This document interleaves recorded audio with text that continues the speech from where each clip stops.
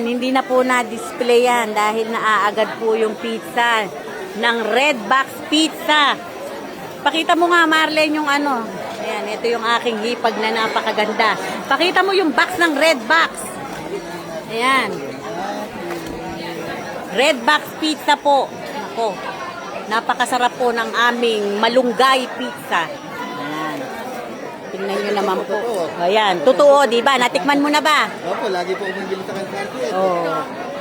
Hindi daw po bumibili tita yan. Nilalaglag po, kalaglag ko rin po kaya para masasante na. Ayan. Ang daming... Oh, napakarami. Ang tao. Ito po ang aking nag-iisa na lang na kapatid ng nanay ko na si Nanay Meli. Dada kasi yung tawag namin Dadang Meli. Ayan. At si Tata Use. Dalawa na lang po ang kapatid ng aking ina. Yung napaka-pogi po na yan. Ayan. Alam nyo na po. Ayan, napakatatangos po ng mga ilong. Bakit po kaya ako kanino nagmana? Ayan, napakaganda po ng mga pinsan ko, mga black beauty. Diyos ko, i-close up ko si Ating Bebe. Si Gina Pareño. Ayan, Gina Pareño po yan. Si Ating Bebe. Ito naman, si artista rin ang kamukha nito.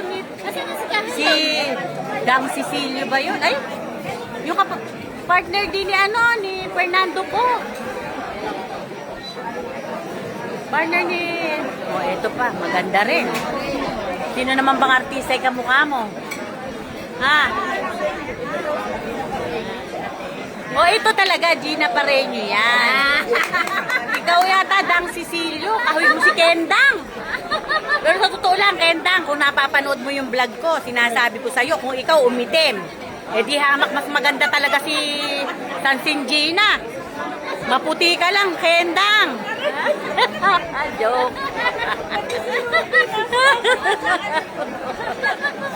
Ito pa, kamukha ni Tita Rosie. Hair na hair pa lang. Yes. Si Romnick Sarmienta.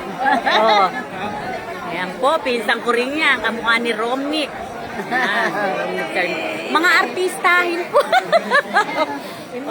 Sino naman po ako? Yung kontrabidang si Bella Flores.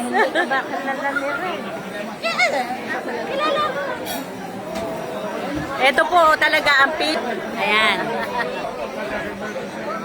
Tita Helen, sino nga ba'y kamukha mo artista? Yung totoo, yung kamukha mo. Don Sulueta. Ayan. Ba't ba kagaganda ng lahi?